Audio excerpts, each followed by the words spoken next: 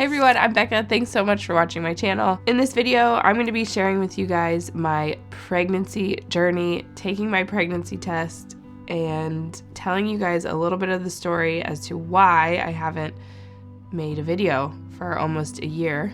I'm recording this intro at the end of telling you this story, so I have tissue dust and tear streaks all over my face, but I want to invite you guys into this story with me. So let me tell you a story that takes us back to the beginning of 2021. Royce and I were talking about adding another child to our family, and we were talking about timelines, and we decided that beginning of 2021 was more the right time that we were gonna try. Really, the only thing that was holding us back was in January, if we tried to get pregnant, the new baby and Philippa would have very similar birthdays. We didn't want to do that to them. So we were like, well, maybe in February. February came around and we just weren't like feeling like we wanted to commit yet to that. And so we were like, well, we'll just wait maybe until spring and go for it then. It actually turned out to be a blessing that we waited until March, because at the end of February was when we found out that my mom was diagnosed with stage 4 metastatic breast cancer. I should have brought tissues. I can't do anything with my tears. Let me get you a tissue. Should have worn one for mascara. Thanks. Okay, good. This is the first time I've talked about this on camera. At the end of February, we found out about my mom's diagnosis, and we were all kind of waiting on what to do next. And I just felt immediately that I was gonna go to Florida to help care for her. And Royce works full time, so the best option was to bring P with me and get babysitters for her while we were in Florida, and just be there as long as she needed us. So as soon as we found out about the diagnosis and her treatment, we left. Literally the next day.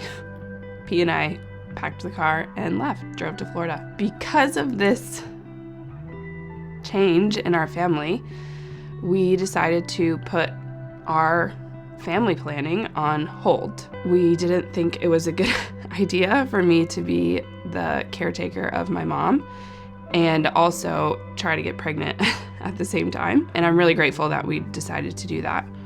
But what that meant was essentially putting my plans aside.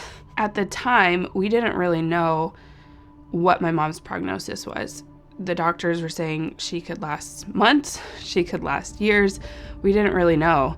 And so for me, on the one hand, I'm starting to grieve the potential loss of my mom, while also grieving the plans that I had and wanted for more children. You know, I could have been waiting years to have another child if we were to ever have another one again. We really wanted our kids to be close in age, and I didn't want to get too much older before we had more children. And that was just the reality of the situation. And don't get me wrong, I was more than willing and happy to give that up. And it kind of sounds selfish to say it out loud, you know, that I was concerned about myself in this situation, but that's just where I was at. And I had to really be honest with my feelings in order to, I think, really be available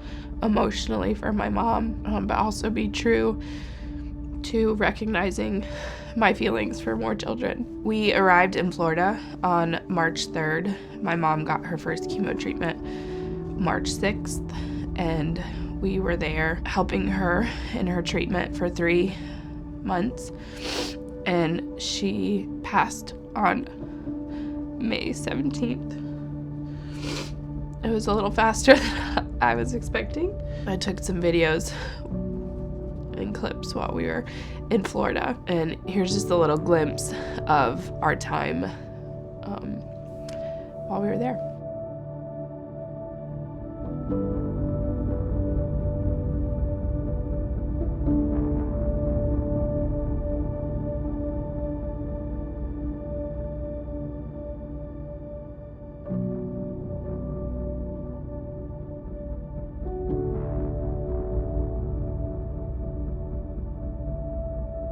So then after my mom passed, the discussion of having more children came back on the table. I was excited, but I was also grieving, and was it the right time? You know, there were so many questions, and Royce, still working full-time, took all of his time off to come to Florida to be with my mom before she passed, to help with the funeral, to help me with the estate, and we got a little weekend away. On that weekend, we were like, well, we could try now, because it's probably going to be another month before we see each other, and if we don't get pregnant, we don't get pregnant. You know, we could try. We tried. Then 2 weeks later, Royce was back home in Maryland. Me and P were still at my mom's house, and I decided to take a pregnancy test. I'll let you guys see what the outcome of that was. So I am a day, maybe 2 days late on my period. I am still in Florida figuring out my mom's estate, like closing her estate and stuff. I'm currently in her house. It's been almost a month since she passed away. Yeah, we've been talking about trying to have one more kid this year. I would kind of be surprised if I was pregnant right now, because we kind of started trying like a little bit late. I was kind of past my window of ovulation, but we're like, what the heck, why not? I would be really surprised if I was pregnant right now. I'm just gonna take a test and see what it says. So you're supposed to take these like right when you wake up in the morning, especially if you're trying to like find out early if you're pregnant. It's like 4 o'clock in the afternoon right now. So if it is negative, I might try and take another one tomorrow. And yeah, but when I took a pregnancy test with Philippa, I took it in the afternoon just because I couldn't wait anymore. And it was the day after I missed my period, and it was like instantly pregnant. So this one I just flipped over right away because I was like, whatever, we'll make it dramatic. Because last time it was dramatic. It was just like I peed on the stick and it was positive. I don't know. So it's probably been about 2 minutes since I took it. It's right here. So let's see.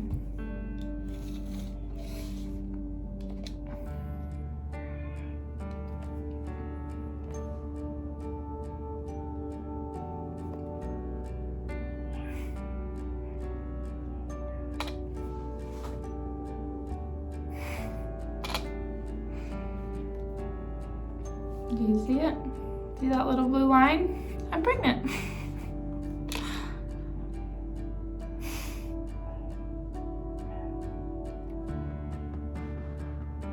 I'll probably take another 5 in the morning just to make sure, but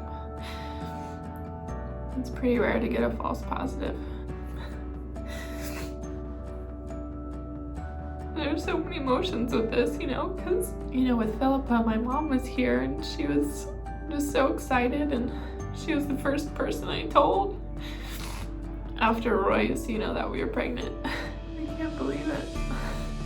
I'm so excited, but I'm like also really sad. You know, she's not here to enjoy this with me, but I know she'd be so excited. I'll probably take another one in the morning, but the line is there. So here we are in January of 2022, pregnant with our second child. Today, I really feel like it was really God's timing and everything that I got pregnant when I did. It's been great, and I feel like once he's born, it'll be good timing. The process of being pregnant in my first trimester, being away from Royce for the first month of pregnancy, going through the grieving process after I got back home was really, really overwhelming. Grieving is lifelong. I'm not over it, but as more time passes, it gets a little easier to talk about. And we're having a boy. That was a shock. We both thought it was a girl, but nope, we're having a boy. I can't believe it. Oh my gosh.